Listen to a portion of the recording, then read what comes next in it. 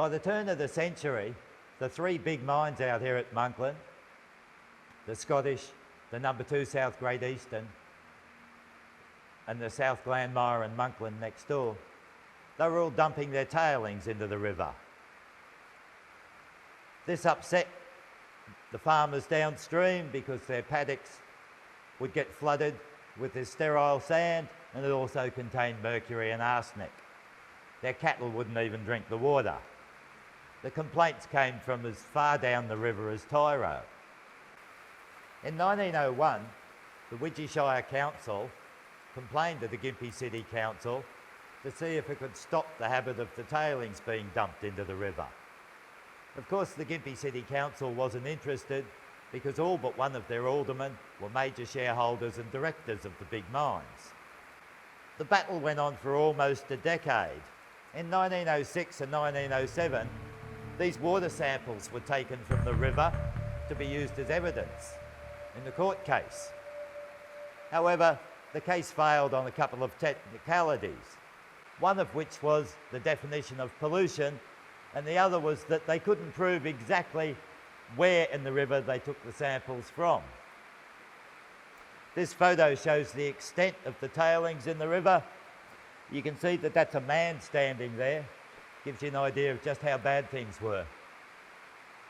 The battle went on until 1909, when most of the big mines ceased dumping their tailings in the river, and they hung onto their tailings so that they could reprocess them with cyanide.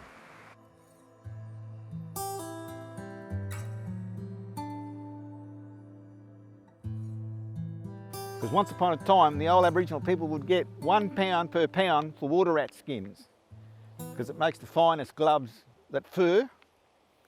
And they also got £1 a pound for koala fur.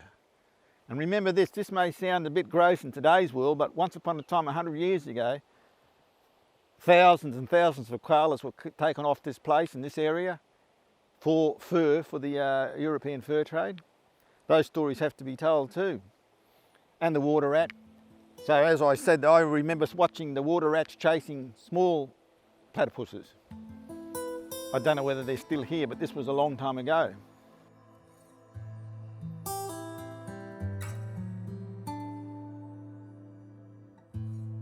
My grandmother would have been, I think the story was only 12 or 13, wasn't she?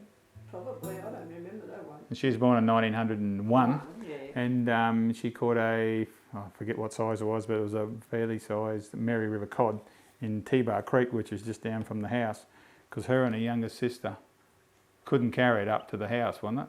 Yeah. The story went. So, you know, the Mary River cod were right up all the tributaries back and then at the turn of the century, but you never see a Mary River cod anywhere now. Yeah, they end up calling it the cod hole, because they used to always catch cod out of that hole, yeah. But now I don't know the relations that's got it now. They said there a couple of years ago, it's just level with gravel, there's no hole there at all.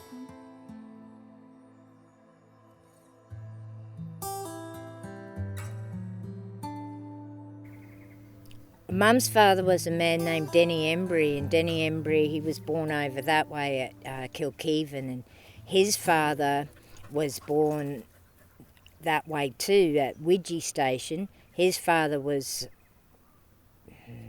known to the white people as Fred Embry, but he also had tribal names too. So some people knew him as Warden and some people knew him as Yabba. Old Janie Sunflower and Willie Mackenzie, they'd referred to him as King Yabba, and sometimes they called him King Embry too. He was known as a leader of the Cubby Cubby people. He's written about by Caroline Tennant Kelly, who described him as a Cubby Cubby leader. Tyndale, who described him as a Cubby Cubby leader. The people at the Prophet Mine, they called him a Cubby Cubby man. He worked at Kenilworth Station, Widgie Station, Kilkeven Station. He also worked at Durandur Station, which is over the other side from the Mary River. By working at these properties, it enabled him to travel through country and participate in customary law, and also that that big thing in Aboriginal culture that's about caring for country. So he knew this country pretty well, but he used to share that information orally to my mother.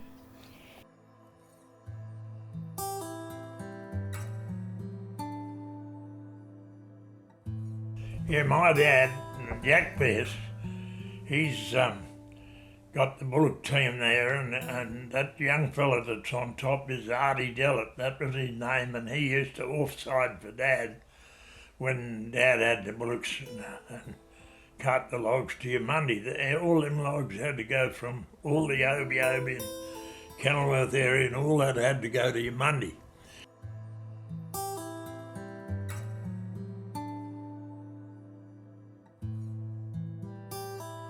Oh yes, Dad had a bullock team.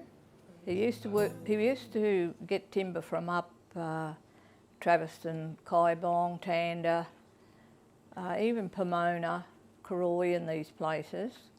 And then he worked up at Kenilworth getting timber there. But he used to go up to Amamore Forestry, and he used the horses at that time, what I can remember, and snig timber out of Amamore Forestry for the mill up in Amamore Creek, Kanoskis.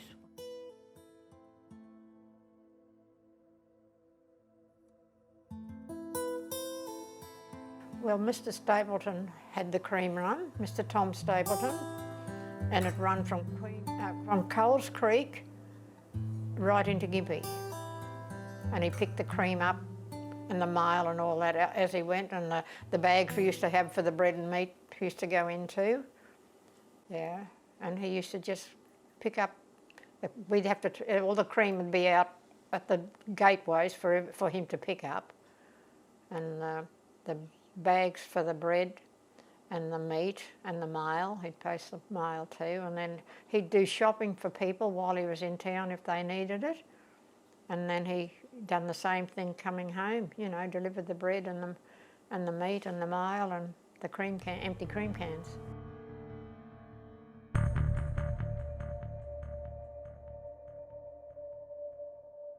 There was a checkpoint at Leslie Ridge, which is just above Beaver Rock. Checkpoint there with a 25-pound field gun. Anyone going up the river had to call in and report. If you didn't, well, they might have given it to you. I don't know whether they would or not. But then further up, round Devil's Elbow, just past Saltwater Creek, there was a submarine net, anti-submarine net, stretched right across the river. The garrison of soldiers stationed on the riverbank. They were saving Australia, they'll tell us, but they really spent most of their life fishing up there. Because all they had to do was open the gate when someone came along and close it again, so then wait for the little mini sub to come up, which didn't happen.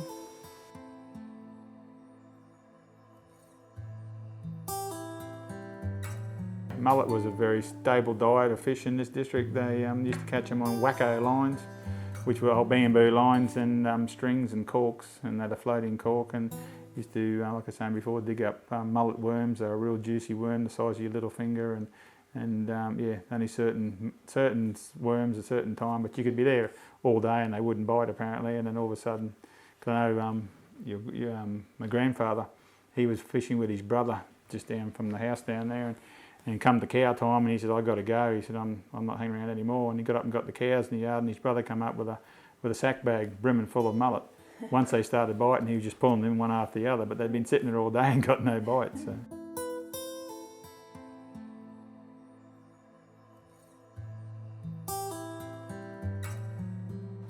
Dad had a dinghy, and they used to jump mullet.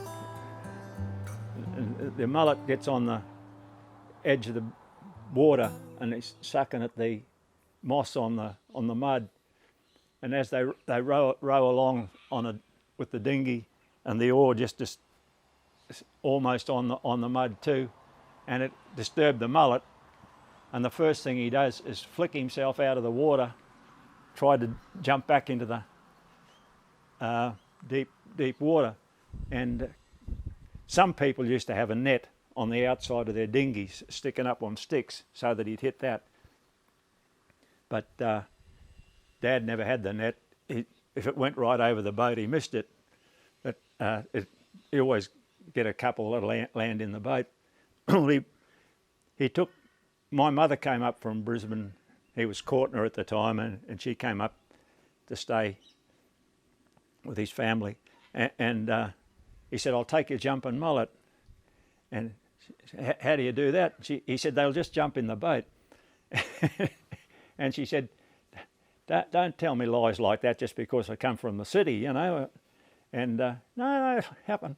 Anyway, they went getting along. There wasn't too much doing. And next thing, I think was the only mullet they got that day. But this big mullet jumped and it hit a fair on the side of the face. And Dad reckoned it was a beauty. And she had a really badly bruised jaw.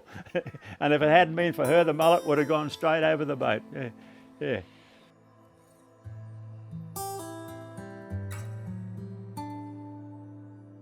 One of Dad's brothers caught a 6-7 foot long lungfish down here in the creek. That would have been in the 40s probably.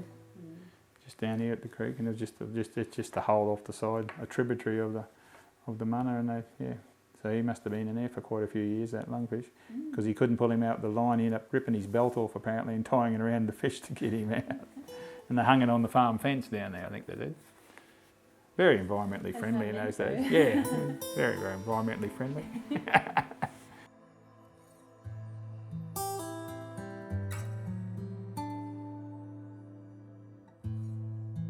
I've not eaten lungfish for 55 years. The last time I ate lungfish was 55 years ago. And then someone once told me, "Why should you eat some lungfish?" And I said to them once upon a time it was all food. The days of it becoming a rare and endangered species when I was a boy wasn't there, because we never overfished the thing. It was not our problem that those greedy men come and took that fish. And when you read those old journals, 3 to 4 tonne a year was taken off here and sold as freshwater salmon.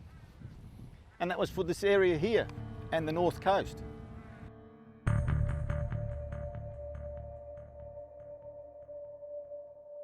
And it was a popular pastime apparently, dynamiting. Yes. I think there's a few people in the area back then that had a few fingers and digits missing, but anyway. Yeah, dynamite, and also what's the name, and diesel. The later years, nitrate and diesels and fuses, you could buy it at all the hardware stores when I was a kid. And they're blowing out stumps and all that sort of stuff, and for clearing land. There was no other ways to clear land, was there? But they used to go on the weekends, they'd go and blow some mullet. Because they reckon it was too hard to catch, but I'd sooner just sit there and catch it. And shooting, and a lot of people shot with 3-0s, or war rifles and that, and shooting mullet and that sort of stuff, yeah.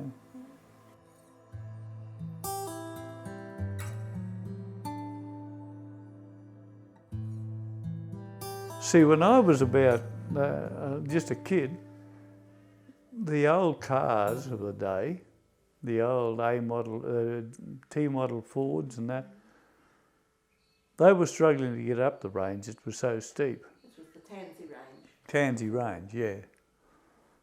And I know on occasion, I think they did try to back a car up, because the fuel tank was at the back of the car and the pump wasn't good enough to pull the fuel up from the back of the car.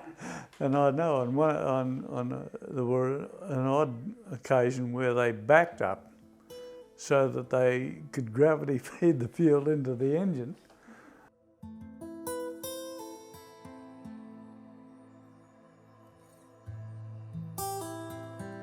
Prior to 1955, Maryborough was a big port. Road transport was in its infancy and the railways couldn't handle it all, so a lot of the stuff came up on ships. The big freighters came in the river here when I was a little kid. They were almost 600 tonne loaded. And when you're a little kid, that 600 tonne boat looks massive. We thought it was big. Well, it probably is pretty big. And the channel ran right in front of the rocks. We've got rocks out in front of the house here. And the channel ran right almost to the rocks, and they veered left and went across the river again. So those boats came right over this side. In 55, was the second biggest flood in white man's day. It put a big sandbank up the middle of the river, right across the shipping channel. That was the end of the freighters. They dredged the river in 56. The dredge Fitzroy came down and they dredged it, tried to open the shipping channel, but it couldn't be opened. As fast as they pumped it out, it filled back in again. So that was the end of the river freighters, except for the little Sarawak, which was a little privately owned ex-minesweeper, ex-British minesweeper from the war. It was wooden. It was owned by Roy Williams, then John Eadie. It came up here for many years after the floods, after 55. Probably came up for another 30 years because it could sneak around through the channel. Loaded to the eyeballs it was. I don't know how they got across the bar down the bottom because they had very little freeboard at best of times, but they didn't sink it. And it was the last little freighter, but the big ones ceased in 55.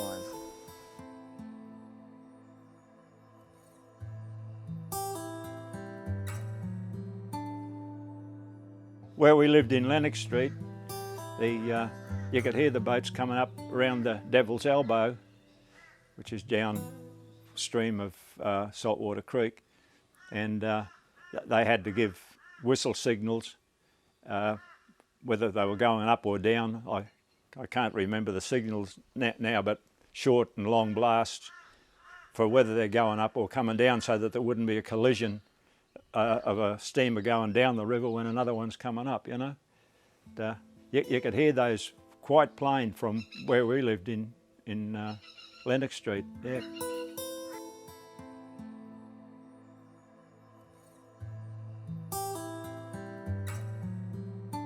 I can remember going out to our back paddock and cows were down, cows were in dams, and things were pretty, you know, virtually no grass. I can remember that, but I was only a kid then, but I can remember that. I remember having to shoot cows, particularly ones that were were down or in dams, got stuck, you know.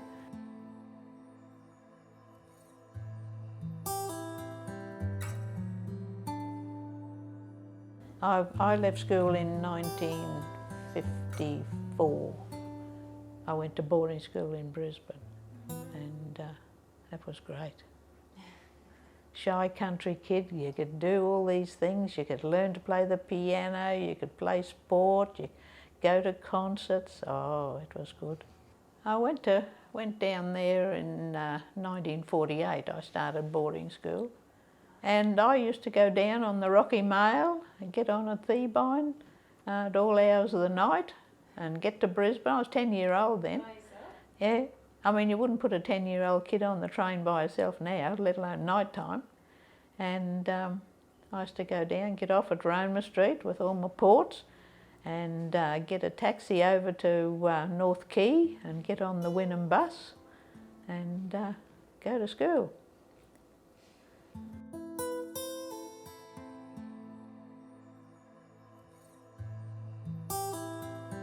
There's only bits and pieces and furniture now. I was 7 at the time, 7-year-old kid on the veranda at home over here, standing on the veranda, looking at this stuff coming down. I can still see it, a roof with no iron on it, just the framework of a roof come down past the Crab Islands up here. That's the first look we got at all this stuff. And I thought, oh, look at this beauty, here's another one coming down. And this was some person's house, mind you, wouldn't have been paid for, furniture and all inside. And I thought, oh, this is good, here's another one. So that's how kids think. And when we went back to St Helens School, it even got flooded. The school had 2 feet of water in it. When we got back to the school, we had 2 weeks holiday at least. The army worms came afterwards and you couldn't walk on the ground without walking on army worms and squashing them all over our bare feet. And about a month after the flood, someone turned up at the school. I don't know who it was. Could have been Salvos or someone. They were looking for any kid at school that had their house flooded. So any kid that had their house flooded, they got the biggest chocolate bar that could be bought at the time. big one. And we got nothing, see, because we weren't flooded. So just shows you how stupid kids are. I thought, oh, hell, it'd have been good if our place would have got flooded. I could have got this chocolate.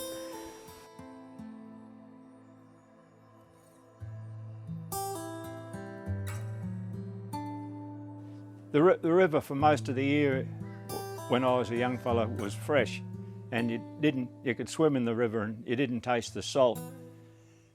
It got a little bit dry towards Christmas, and that was when you would get 6 weeks, 8 weeks of salty water in the river. You could taste the salt in the river, but the rest of the year it was fresh.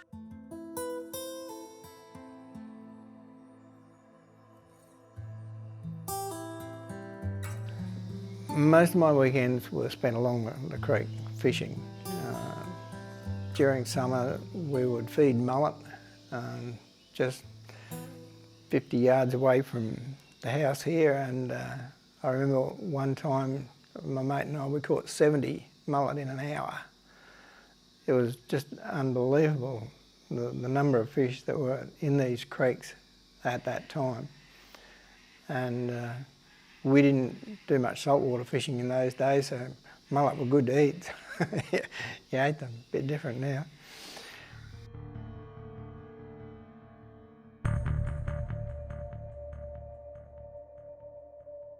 Until that barrage was put up there on the Mary River, the barramundi and mangrove jack and crocodile came right there nearly to Gympie. And people might not believe that story or say to me sometimes, oh, how come we don't know about that?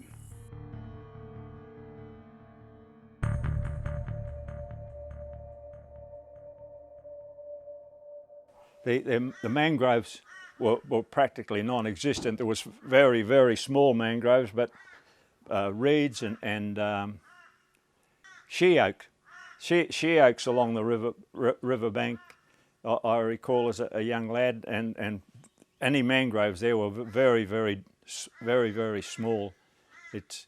I'm amazed to see today, when I first came back to Maryborough after all those years, where the government wharf had been, the proliferation of mangroves, and it completely hides the bank now. It doesn't look anything like it used to. Definitely, that's what caused it, the barrage, and the fact, I guess, that the fresh water from up behind the weir has been pumped out for irrigation, whereas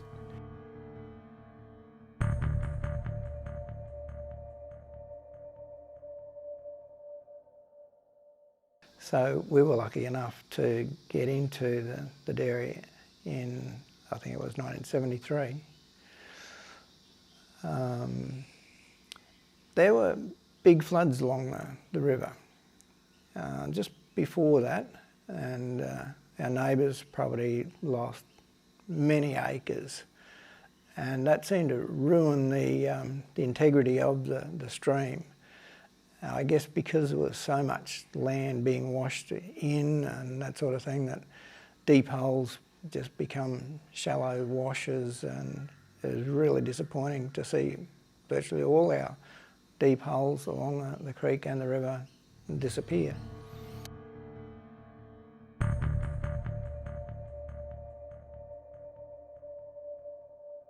Yeah, well, it wasn't long after we'd finished the house and moved into it, and we were enjoying the peace and the quiet and tranquility out here, that one day 2 bulldozers turned up on the backs of trucks. I just thought they were maybe going to do some road works or something like that, but they started work clearing all the scrub behind our property, and continued for 3 years, and pushed all the scrub from Counter Road all the way down to Koondoo Creek, and then moved north and south of that, just decimating the native forest and putting it all up into stacks for burning. And when these guys had knocked everything over. It looked like a battlefield. Giant trees laying down, their stumps, their tree roots sticking up out of the ground, 3 metres, 4 metres high, as far as the eye could see, all blackened from fire. And what didn't burn in the first few fires, they just kept stacking it up and burning and stacking and burning.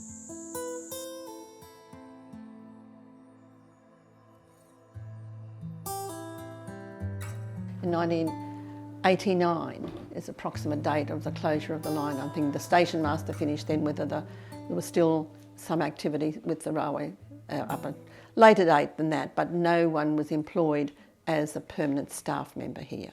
From here, this was called the Kingaroy branch line, coming out from Theebine, which was the junction, and originally it was called the Kilkeevan line, but then as it extended further, it went through to Kingaroy. And we had trains on a daily basis. They would have been going through here. They'd come through 3 o'clock in the morning, bringing goods through for the shops and things like that. And then we had a crew that was stationed here, a guard, a fireman and an engine driver.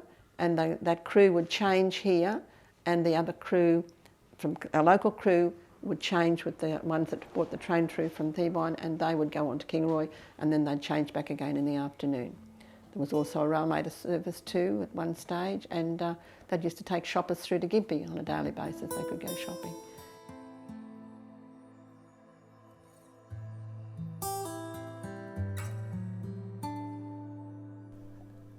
One day I was canoeing along the river with some colleagues, including Glenda Pickerskill and Brad Wedlock, and we were asked, would it be okay if a master's student joined us? She was interested in turtles, and of course we agreed. And it was then in the late 1990s that we first heard of this amazing creature that lives in the Mary River and nowhere else.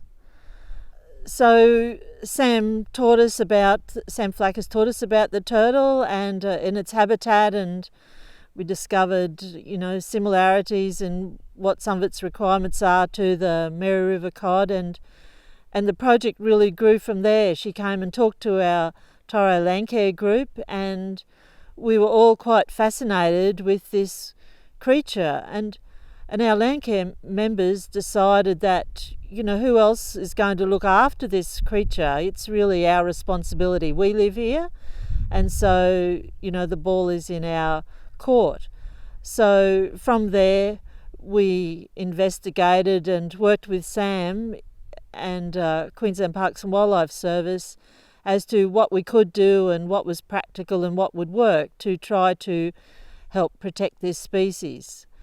The big concern was that when she did surveys in the river, that small juvenile turtles were very rarely seen, and so the focus became on increasing the number of juveniles in the system so that the population would be a lot more secure.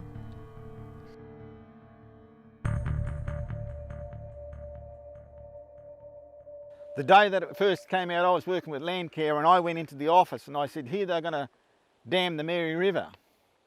As soon as they were going to dam the Mary River, I thought about the Great Sandy Straits and how that may affect that place.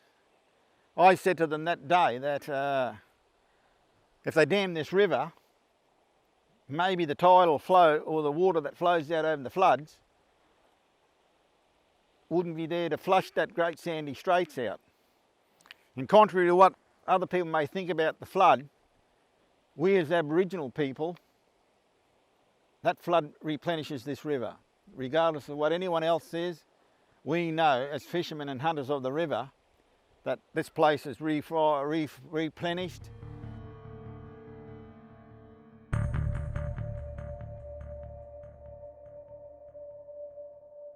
And we all saw about it on the news that night, and I remember watching the news and just thinking to myself, you know, what the heck is happening here? You know, this is the day after Anzac Day, and we've got this announcement. There's no talk about it. There was no idea that this was even on the horizon. And it just took off like a bushfire. You know, the community concern.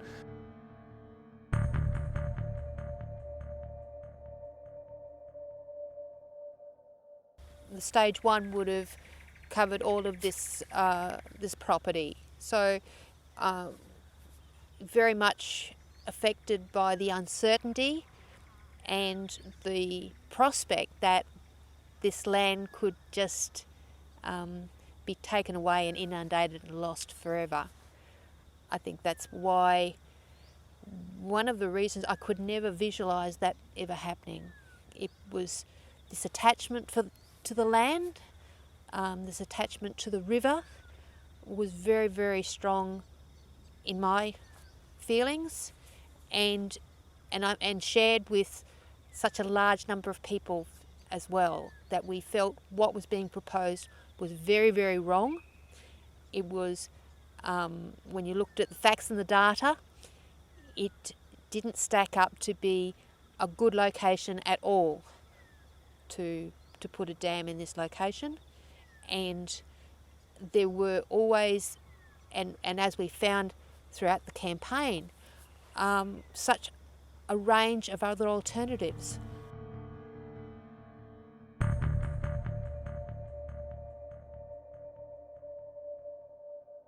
The meetings in town, they were like nothing I'd ever been at.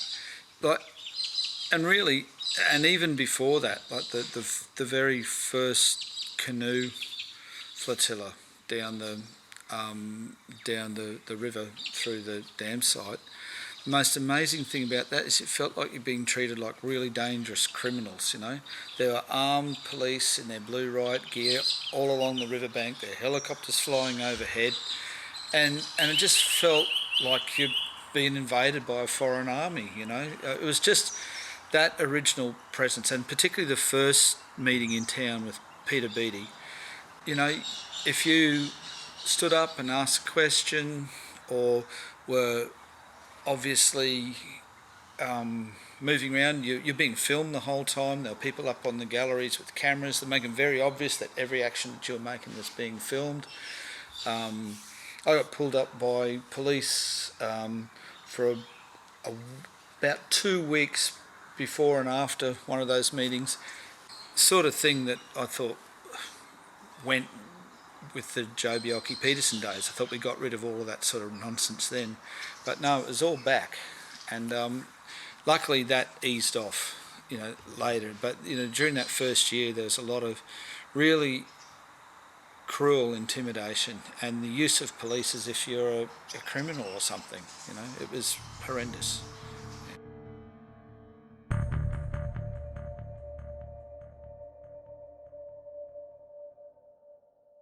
It was really difficult, you know, standing in the hall with thousands of people, you know, many of them in tears, really distressed, and listening to the government just give out this uncaring kind of pat line about what was going to happen no matter what. And to always believe that we did actually have a fighting chance to stop it. You know, there was definitely some pretty black times in there for everybody. But I guess it's one thing to say that perhaps I worked independently, but there was an incredible core group of people in the campaign that we weren't actually independent at all in a lot of ways, because we all propped each other up. It was really distressing to have to photograph people who, you know, farmers in tears. They wouldn't have cried in front of anyone ever in their life, I suspect. You know, people breaking down, children terrified, not understanding what was going on. You know, the personal impact was enormous.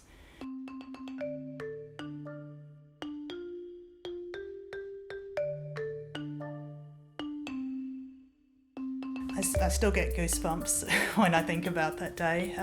The day that Peter Garrett stopped the dam, a lot of the sort of the core group, I suppose, went to Kandanga pub. Kandanga being the sort of, you know, the centre of the fight. It was an eerie day, you know. I was trying to be sort of objective, I suppose, and stand back and photograph it. as it happened, Peter Garrett was up above the bar on a TV, and the bar was chockers, and my hands were shaking. I couldn't even use the camera properly. Somehow managed to get a handful of photos, but in amongst, laughing, crying, it was an amazing moment.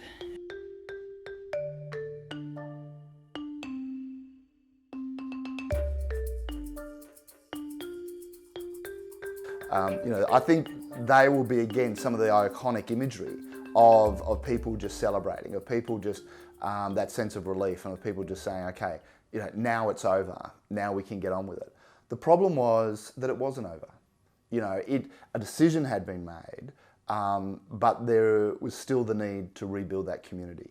The irony in all of this is that the lungfish swims happily up and down the Mary River, never knowing that it was threatened. Same with the turtles, same with the other endangered species.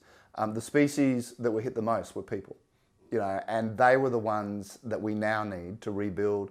They're the ones that we now need to ensure that there is a vibrant community along that river, as there has been for millennia, because it's just been one of those great parts of the community. The river is a part of the community. People have relied upon it for their life, for fishing, for water, for irrigation, for farming activities, and for recreation and tourism activities as well. And it's important that we rebuild that. We don't just walk away.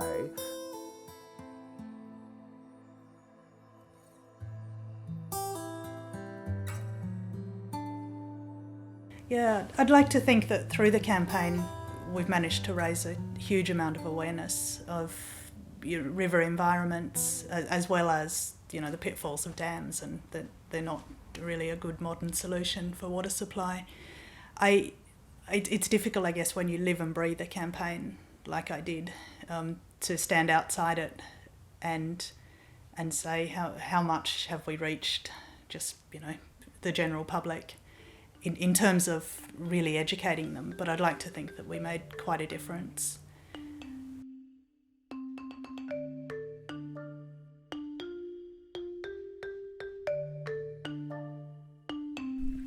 Currently sitting on this property that is at the junction of Belli Creek and the Mary River. Belli Creek forms our southern boundary, but we also have Blackfella Creek, the confluence of Blackfella and Belli on this property, and it's in approximately about 300 acres.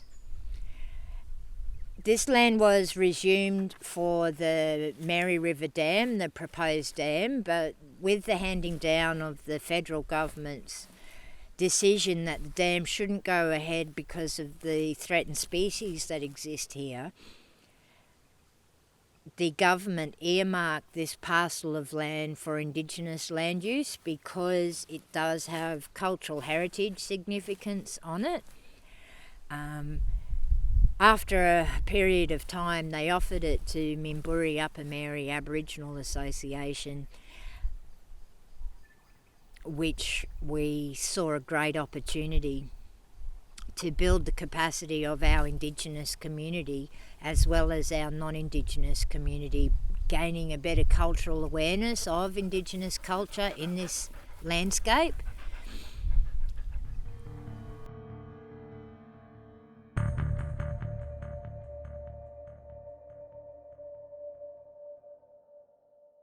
I'd always, understood that it was the Gubbi Gubbi people in the area.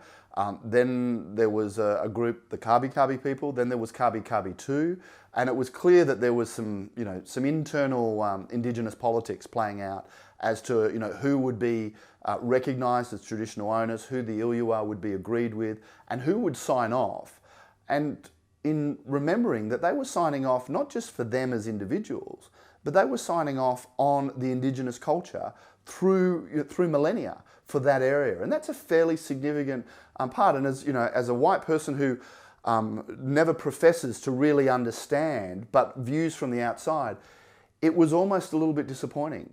And I don't think there was a great deal of, in the whole Iluwa process, I don't think there was a great deal of credibility placed around it. And that's unfortunate, because as a process in itself, and in recognising native title and in ensuring that our First People have that connection to land and that is, recognised. I think in the Traveston Dam debacle experience, it was prostituted. The Mabo decision that led to, what we have now with Iluas is one that is a transparent process, and if some traditional owners are able to negotiate an Ilua that does have a compensation aspect to it, all people should know about that, because there isn't any shame with that. There isn't any blame with that. It's about simply saying, we recognise that. And the dollar value that's recognised with it is also appropriate in that. What you don't want is when secret deals are done.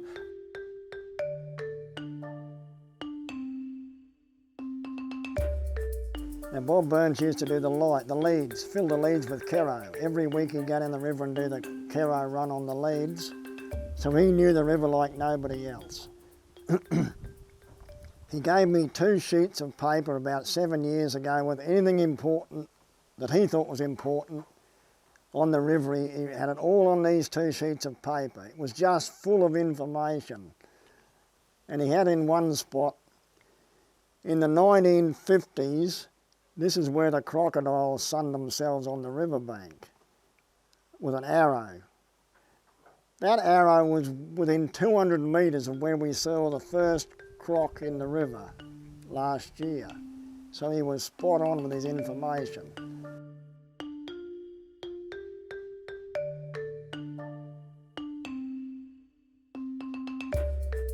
Absolutely, and the heat, the tropical heat, we're walking through the jungle basically, so there's the humidity, loose underfoot, we're carrying scuba gear, everything, probably 40, 50 kilos worth of gear with cameras and all that. So, and you're basically off the track. Once we hit the river, we're jumping rocks and trying to get across logs and things like that. So it was definitely off the beaten track. Yeah, definitely. The behaviour was good. I was quite happy with that. They're obviously curious. The disturbance of the bubbles and the noise, I don't think it put them off. I think it encouraged them in to see what the fuss was all about. And yeah, they were sort of right on top of you before you could realise it. And we're lucky because the camera's lens is probably a good metre in front of me, or at least half a metre, so it's seeing things that I can't yet see. So we did manage to capture a few things. I could maybe get a glimpse of a shadow in the distance and point the camera in that direction. I don't know what it is, but the camera captured it, so that was really lucky. Yeah, all the good work these guys are doing with the riparian zones, preventing erosion, flooding into the river. If we can keep that up and clear up that water, there'll be amazing finds in that river in the years to come. And I hope I'm part of that search and that documenting of these amazing critters that we're lucky enough to have just right there in our own backyard.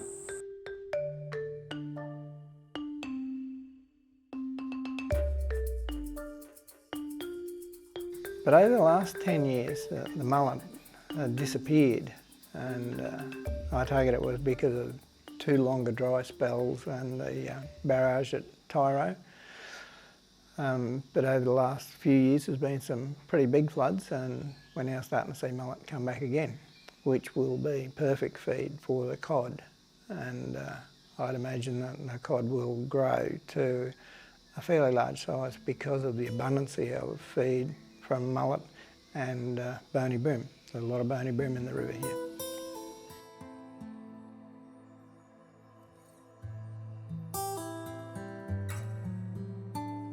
The country was so dry, like we had only had 15, no fall over 15 mils since July until the 26th of January when we got all that rain. And the country was dry. All the water holes were dry, the creeks were dry, the trees were dying, there's no grass left on the country. It was just all nothing.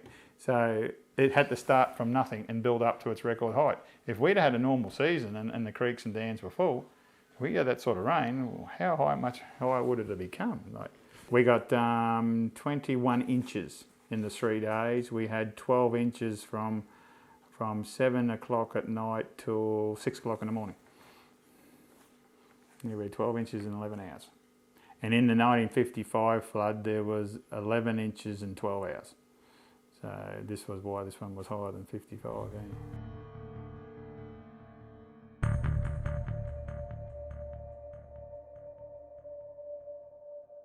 If you like to walk out in the mud anywhere out in front of Tandora here, There's probably 2 or 3 feet of mud, more in places. Everywhere under the mud is rocks covered with oyster shells, proving that at one time there was no mud there. It was just a rocky foreshore with oysters on it. So the whole river is silted up everywhere.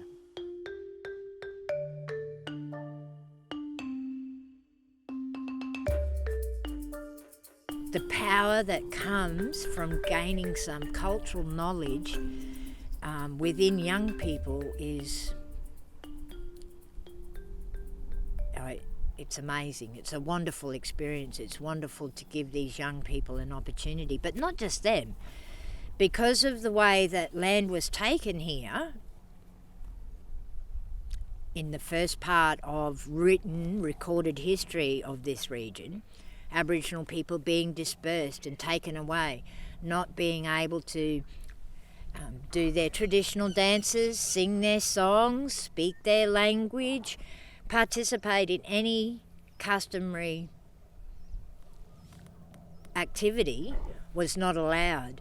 So even today, 50-year-old, 80-year-old Aboriginal people don't know how to make a dilly bag.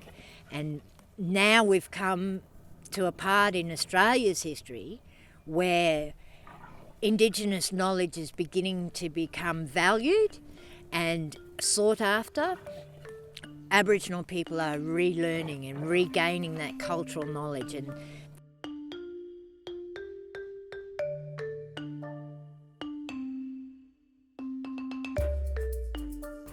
from 250 years ago, Australians as such basically imported European life practices or land practices to this country. This is a very old continent, as we've discussed in the geology segment. So the soils aren't the same as they are in England. The climate's not the same. And I've got to say with a glimmer of hope that what I've seen recently is a quantum change in the way that farmers and people that live in this country have changed their land use patterns. What I see now is people embracing that having more off-stream watering points and less distance for your stock to walk will actually improve your yields. That fencing your creek off, which means you get less erosion during the flood events we're getting more and more of, is actually beneficial to you. So the good thing is, it's not just a feel-good environmental exercise. It makes environmental and economic good sense. And we have farmers that have been stewards of the land for a long, long time that are slowly changing their practices with increased knowledge about the landscape. In fact, I think the Mary Valley in particular is probably leading the way in terms of turning towards a true sustainable environment. The talk we had about geology lets you know the length of time this piece of dirt has been around. I think we owe it to our children to look after it a bit better. And I think we could take a leaf out of our Indigenous brothers in the way that they had stewardship over this land. We don't need to dominate it. We need to work with it to learn its strength, learn its weaknesses, and work around them to a truly sustainable future.